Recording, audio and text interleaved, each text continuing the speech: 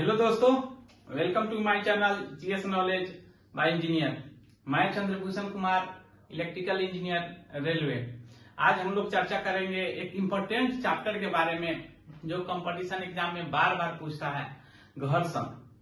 देखते हैं कि घर्षण क्या है, उसके प्रकार के बारे में देखते हैं। आइए देखते हैं। घर्षण, फ्रिक्शन इसको इंग्लिश में बोलते हैं। गति के विपरीत दिशा में लगने वाला बल को घर्षण बल कहते हैं। गति के विपरीत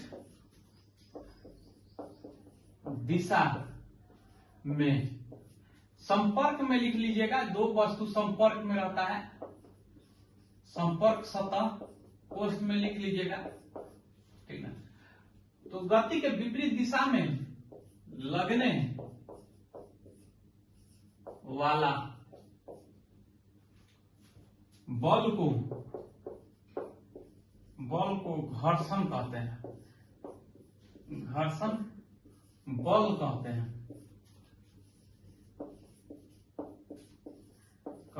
मान के चलिए यहां पे सतह हो गया, इस पे कोई बॉडी है, वस्तु है,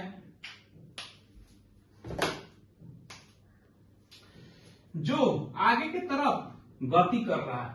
तो इस सतह के जो कांटेक्ट है, ये जो कांटेक्ट हुआ, जितना कांटेक्ट में है बॉडी के, मान के चलिए सतह इतना कांटेक्ट में हम ये रखे हैं, ऐसे खींच रहे हैं, तो इसके कांटेक्ट में इतना है, तो इतना ही, तो इसके कांटेक्ट में यहां से यहां तक है। तो यहां पे जो फोर्स है, इसके अपोजिट, जो आगे बढ़े फोर्स जा रहा है खींचने के लिए, इसके अपोजिट डायरेक्शन, उल्टा डायरेक्शन में एफ लगेगा, जो फ्रिक्शन फोर्स कहलाएगा। ठीक, समझ आया? तो क्या है, ई एफ को अगर हम पॉजिटिव मान लेते हैं तो इसका नेचर क्या हो जाएगा, ऐसे जा रहा है ई एफ, तो फ्रिक्शन फोर्स जो है ये क्या हो जाएगा, ई पॉजिटिव हो गया तो ई निगेटिव हो गया। ये क्या है, बल है। फ्रिक्शन, घर्षण क्या है, घर्षण बल है। तो इसे रिलेटेड जो एग्जाम में पूछता है, कुछ पॉइंट लिख लेते हैं। घर्षण क्या है, बल है, बल है। ठीक, प्रकृति इसका क्या हो जाएगा, मान नेचर, निगेटिव की पॉजिटिव। बल जो गति कराने वाला बल है, यानी कि वस्तु को खींचने वाला बल है, वो पॉजिटिव है, तो उसके उल्टा डायरेक्शन में खींचने वाला बल क्या हो जाएगा, निगेटिव। जो कि उल्टा डायरेक्शन में खींचने वाला बल कौन है, घर्षण बल है। तो इसका प्रकृति क्या हो जाएगा, निगेटिव। तो इसके द्वारा किया गया कार्य क्या होगा, निगेटिव। इसके द्वारा किया गया कार्य क्या हो जाएगा, निगेटिव। ये पूछता है, कंपटीशन में पूछता है कि घर्षण बल द्वारा किया गया कार्य पॉजिटिव, जीरो, निगेटिव, ठीक ना, केवल तो निगेटिव के बारे में देख लिए। अब घर्षण के प्रकार के बारे में देख लेते हैं।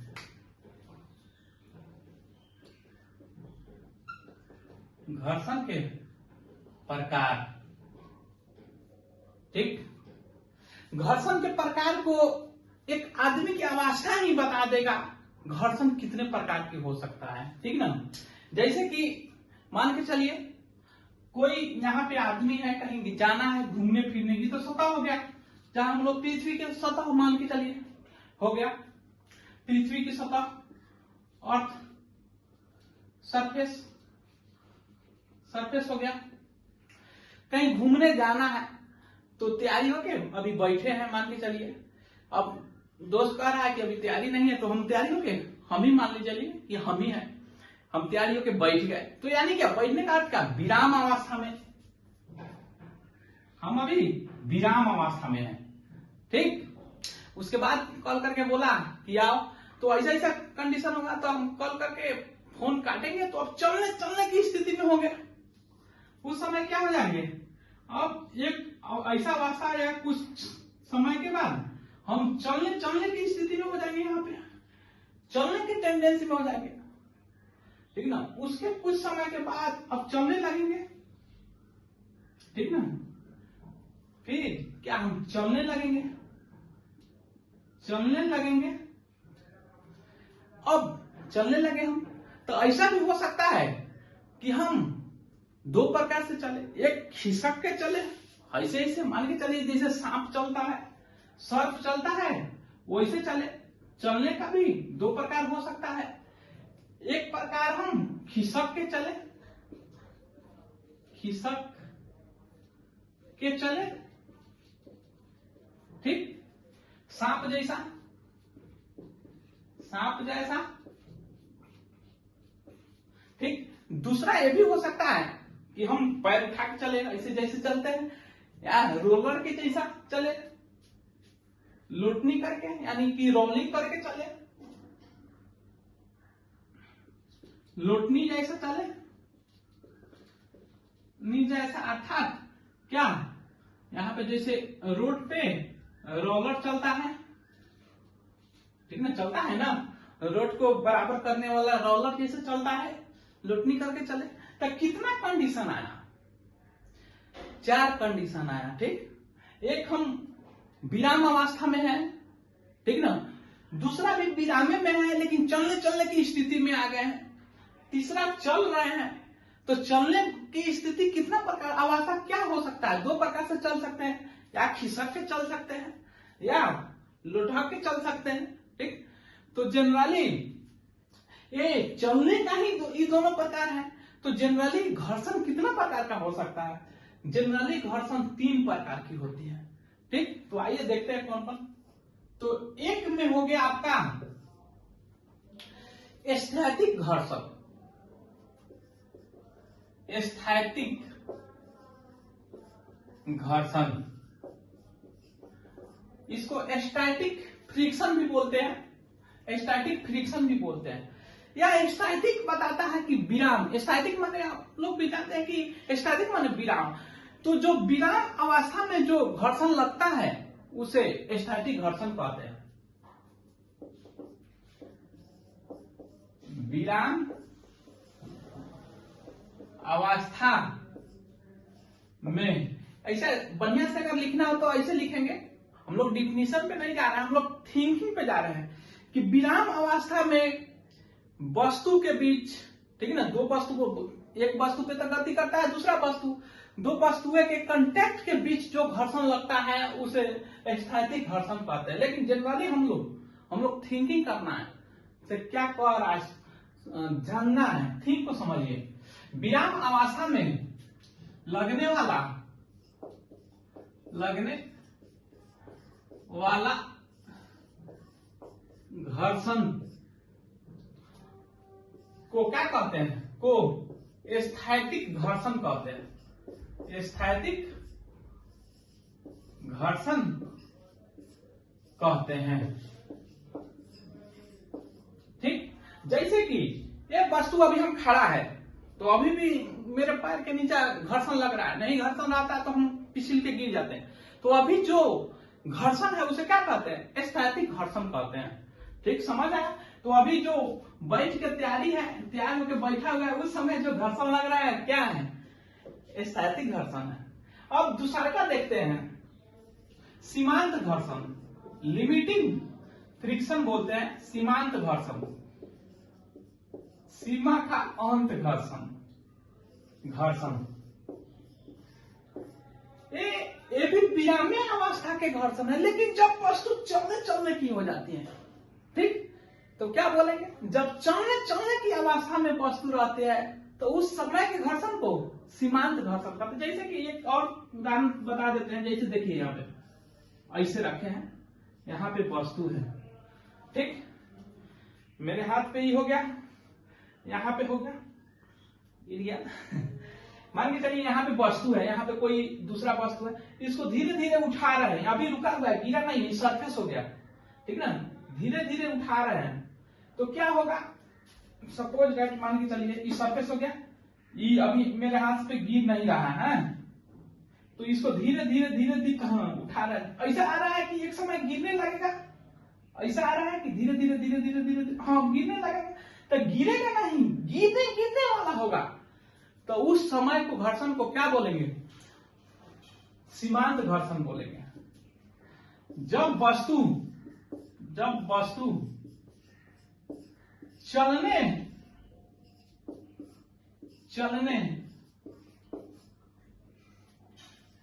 की अवस्था में होगी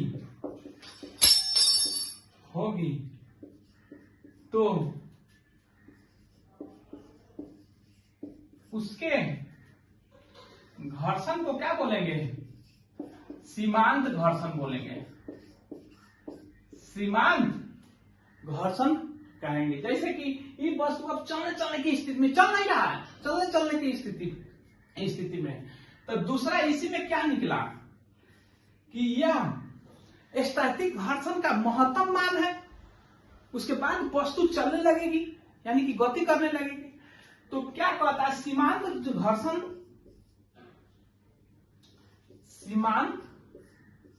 घर्षण, स्टैटिक घर्षण का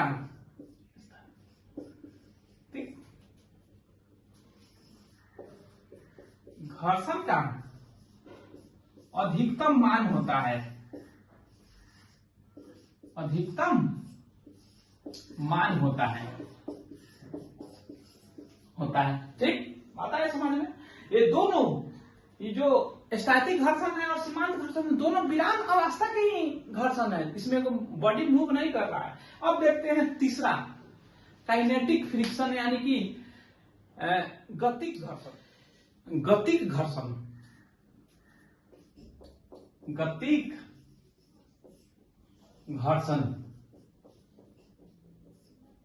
ठीक। गतिक घर्षण क्या है?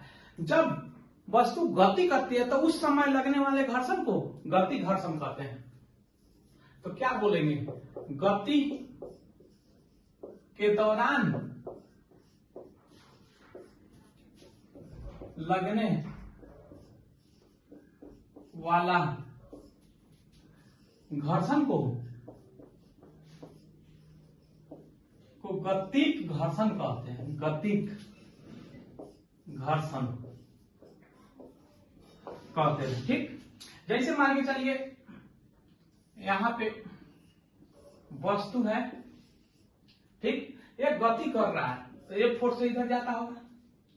इस पे ये गति दो प्रकार से कर सकता है, या सांप जैसे ऐसे ऐसे रेंग के, ठीक ना, ऐसे ऐसे रेंग के, सांप जैसा ऐसे ऐसे चल के, या रोलर जैसा ऐसे ऐसे चल के। रोलर जो घूम के चलता है, ऐसे ऐसे चलता है, ठीक ना, ऐसे ऐसे रोलर चलता है उस तरह से, या ऐसे चल सकता है, ऐसे गति कर सकता है, या ऐसे गति कर सकता है रोलर जैसा, ठीक ना। तो क्या गति घर्षण दो प्रकार की होती है, या क्या है गति घर्षण के प्रकार? गतिक के प्रकार, ठीक, यह दो प्रकार की होगी। एक में हो जाएगा क्या, जब खिसक के चलेगा तो उसको सर्पी घर्षण बोलते हैं, सर्पी घर्षण, ठीक। यह क्या होगा, जब वस्तु खिसक के चलती है तो उसमें लगने वाला घर्षण को सर्पी घर्षण कहते हैं। जब वस्तु खिसक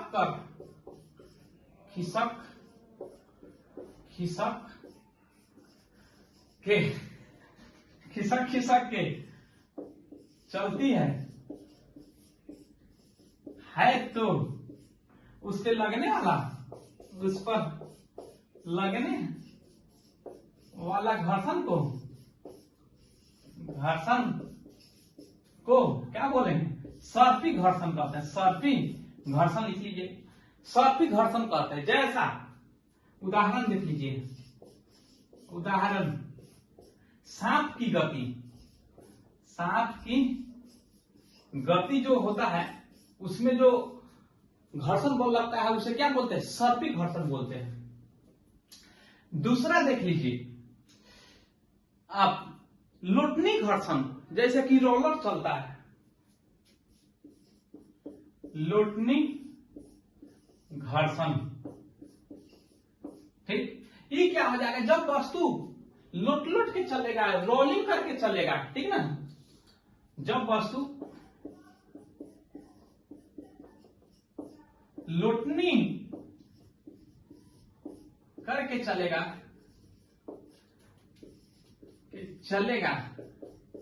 तो उसके घर्षण को क्या बोलेंगे? तो उसके घर्षण को क्या बोलेंगे? घर्षण को लोटनी घर्षण बोलते हैं। जैसे कि सड़क पर चलते हुए रोलर की गति, उदाहरण देख लीजिए, उदाहरण सड़क पर चलते हुए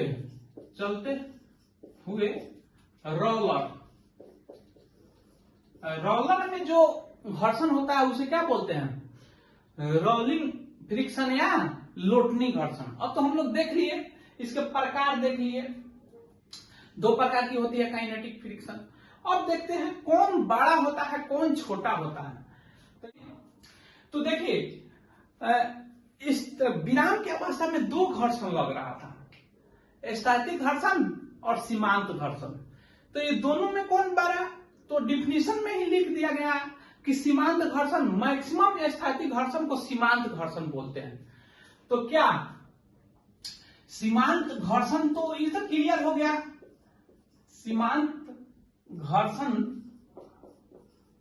जो है वो बड़ा होता है क्या? स्थैतिक घर्षण से। ये डिफिनीशन में पता चल गया। ठीक, ये दोनों की स्थैतिक घर्षण को ही मैक्सिमम वैल्यू को क्या बोलते हैं? सीमांत। अब देखिए जब एक बॉडी रहता है उसको खिसकाने के लिए या गति में करने के लिए ज्यादा शुरुआत देखने होगा कि ज्यादा फोर्स से ठकेलना पड़ता है। यहाँ पे इस सरफेस हुआ, यहाँ पे कोई बॉडी है, यहाँ पे कोई बॉडी है, ये पृथ्वी के सरफेस हुआ, तो अगर इसको ठकेलना है, ठीक ना, तो यहाँ पे फोर्स शुरुआत में क्या करना पड़ता है? ज्यादा लगाना पड़ता है। तो ज्यादा लगाने के बाद भी क्या नहीं खिसकेगा कि नहीं, हिलता है कि नहीं हिलता है, वो डिपेंड करता है बल पे। कभी कभी ऐसा होता है कि ज्यादा बल भी लगाते तो नहीं खिसकता है। ठीक, तो इस समय जो बल लगेगा, जब नहीं खिसकेगा तब तो स्टैटिक फोर्स हो गया। जब आदमी हिलने डोलने लगेगा, उससे ज्यादा बल लगेगा तब हिलने डोलने लगेगा। हिलेगा डोलेगा नहीं, एक फोर्स लगाएंगे खूब, नहीं हिलेगा डोलेगा, तो उस समय क्या होगा? जब हिलेगा डोलेगा नहीं तो स्टैटिक फोर्स हो जाएगा।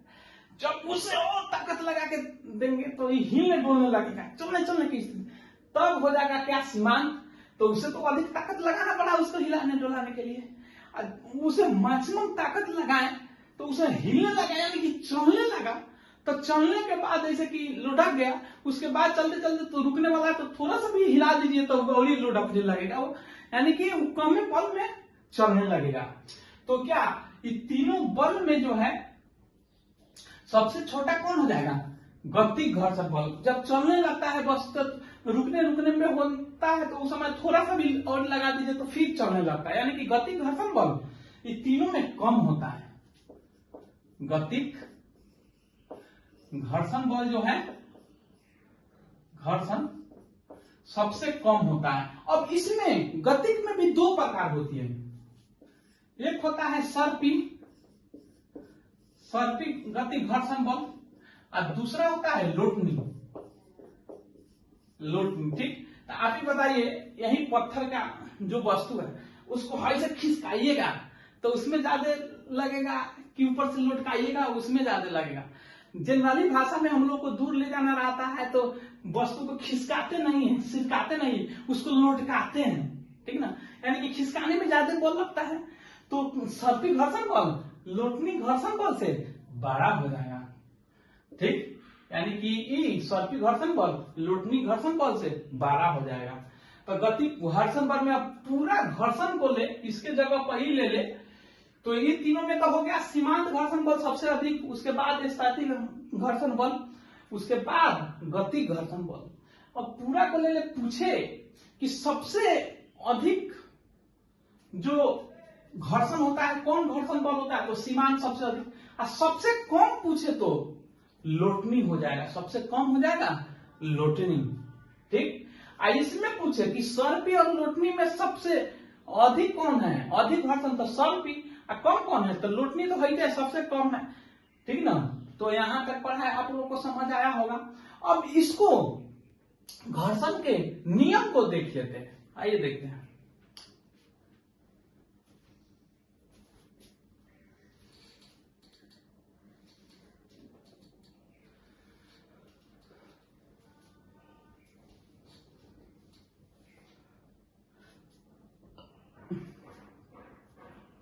अब हम लोग घर्षण के प्रकार के बढ़िया से देख लिए, अब घर्षण के नियम को देख लेते हैं। घर्षण के नियम, ठीक, लॉ ऑफ फ्रिक्शन। घर्षण के एक में नियम कहता है, यह हमेशा, हम पहले ही क्या बताए हैं, यहां पे वस्तु है, यहां पे फोर्स से खींच रहा है वस्तु को, तो इसके घर्षण इसके विपरीत दिशा में लगता है, ये कांटेक्ट है, ठीक ना। ये कांटेक्ट पे क्या घर्षण बल विपरीत दिशा में लगता है।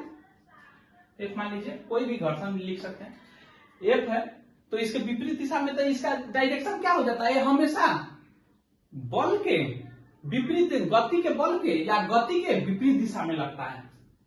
हमेशा एक में हमेशा गति के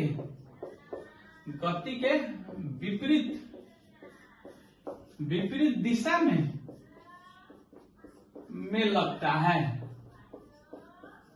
लगता है, ठीक। एक हो गया, एक ई हो गया, एक नियम। दूसरा का नियम देख लीजिए, ये तो कांटेक्ट है दोनों का सरफेस, यहीं पे घर्षण लग रहा है, तो बल भी, घर्षण बल भी इधर लग रहा है, ठीक ना।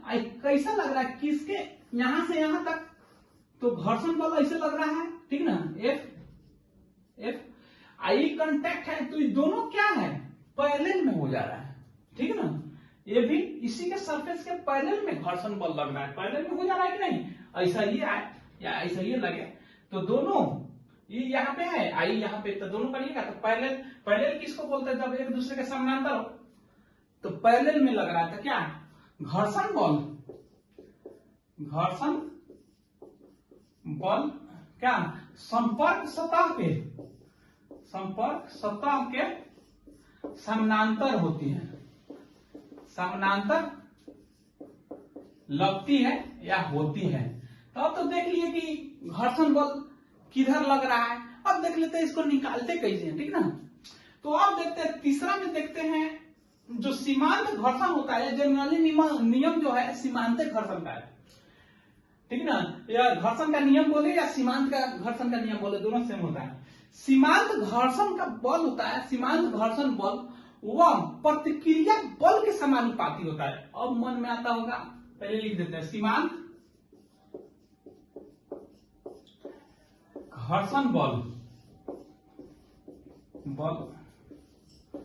प्रतिक्रिया अभिलंब प्रतिक्रिया बोलता है, अभिलंब प्रतिक्रिया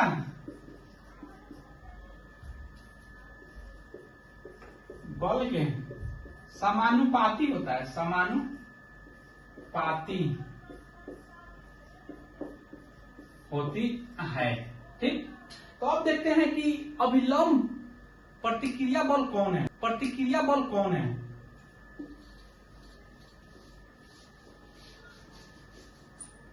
जब कोई भी वस्तु किसी सरफेस पे गति करती है तो उसपे 4 बल लगता है।